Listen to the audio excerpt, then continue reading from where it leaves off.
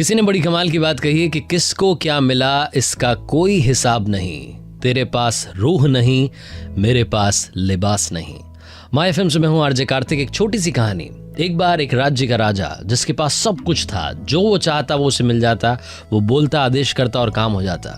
वो एक दिन दरबार खत्म करके अपने महल के दौरे पर निकला। राजा साहब महल को देख रहे थे, सब कुछ सही चल रहा था। आगे बढ़ते उन्होंने देखा कि एक नौकर जो था वो साफ सफाई कर रहा था और साफ सफाई करते करते गाना गुनगुना रहा था, मस्त था, मुस्कान बिखेर रहा था, खुश था। राजा को यहीं से चिंता हो गई। राजा लौट करके अपने महल में पहुंचे, अपने कक्ष में पहुंचे और रानी से कहा कि रानी, आज मैं बड़ा परेशान हूं। मैंने आज देखा कि हमारा एक नौकर जो साफ सफाई करता है वो बहुत खुश है। क्या होगा, उसको क्या मिलता हुआ हमारी तरफ से? लेकिन मैं खुद, जिसके पास में पूरा राज्य है, हर कोई मेरे आदेश को मानने के लिए तैयार है, तुरंत काम हो जाता है, मुझे खुशी नहीं मिलती, मैं खुश नहीं हूं। रानी ने कहा, राजा साहब आप फालतू चिंता कर रहे हैं, ये तो बड़ी छोटी सी बात है। एक काम करते हैं, इस नौकर को भी 99 की जमात में शामिल कर लेते हैं।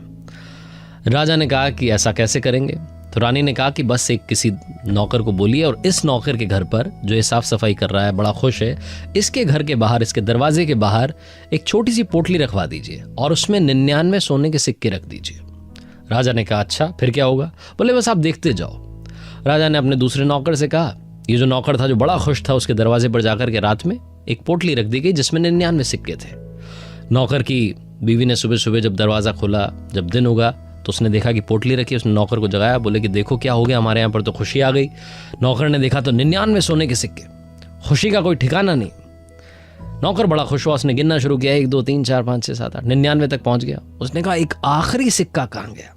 रखने वाला जो है वो 100 सिक्के रखेगा और 99 सिक्के क्यों रखेगा? नौकर को लगा कि हो सकता है रास्ते में कहीं गिर गए हो। वो नौकर अपने घर से महल के रास्ते तक गया, 2 बार गया, 3 बार गया, जमीन देखते देखते गया, रास्ता देखते देखते गया, लेकिन उसे वो सिक्का नहीं मिला। नौकर को लगा कि कौन हो सकता है, या तो ये महल से आया होगा, किसी के घर से आया होगा, सेठ जी के घर से आया होगा, सेठ जी के घर पे चला गया। जहां जहां तक वो जा सकता था, जहां जहां से उसे लग रहा था कि ये सोने के सिक्के आ सकते हैं, वहां हो गया, लेकिन उसे सोने का वो आखिरी 100 वाला सिक्का नहीं मिला। अब 100वें सिक्के की तलाश में इस नौकर ने अपनी पत्नी से प्रॉमिस कर दिया, वादा कर दिया कि तुम बस इंतजार करो, इस पोटली को पूरा करके रहूंगा, बहुत मेहनत करूंगा, राजा साहब को खुश कर दूंगा, एक आखिरी सोने का सिक्का लेकर के आऊंगा। उस दिन के बाद राजा ने उस नौकर को नोटिस करना शुरू किया। वो नौकर बड़ा परेशान सा लगने लगा। वो साफ सफाई भी करता था तो बिल्कुल उदास सा, परेशान सा।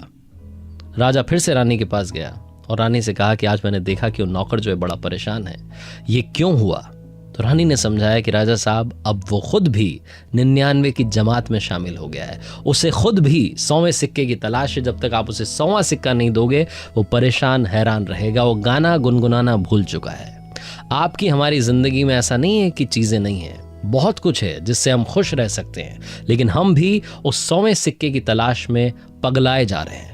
हम भी उस 100वें सिक्के की तलाश में इतने उतावले हुए जा रहे हैं कि जो हमारे पास है, जो हमारे घर वाले हैं, हमारे पास पैसा है, हमारे पास चीजें हैं, हम उनका भी लुत्फ नहीं उठा पा रहे हैं, घर वालों को समय नहीं दे पा रहे हैं, घर वालों के साथ खुशी के लम्हे नहीं बिता पा रहे हैं, क्योंकि हमें ऐसा लगता है कि घर वाले तो यही हैं, कहाँ जाने हैं, हमें वो 100वां सिक्का ढूंढना है। लेकिन हम भूल जाते हैं कि इस दुनिया में हर चीज टेम्पररी है।